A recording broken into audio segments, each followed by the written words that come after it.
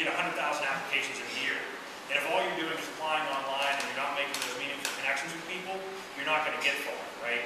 So that's the compatibility portion. It's really important whether the interviewer asks you in the interview or not for you to intertwine those things into the interview and address those concerns.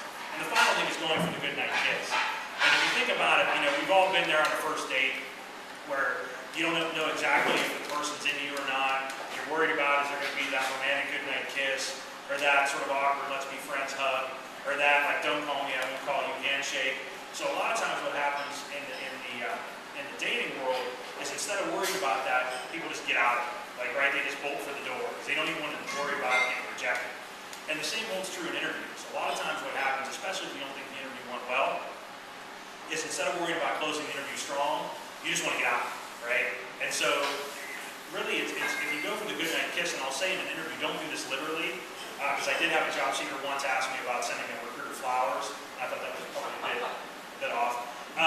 But in an interview, you can go for the good night kiss by highlighting the things you forgot to mention during the interview. Even if you're incredibly prepared, you're going to get nervous and you're going to forget some things. The second thing you want to do is reaffirm your interest in the position. Recruiters consistently have said that one of the reasons why people make it to the next round or get an offer is because they sold their interest in that position. You can't just assume because you're there they're going to think that you're genuinely interested in the position. And the final thing is asking about next steps in the interview process, which is the equivalent of, will I see you again, right? And so many times people forget to do that.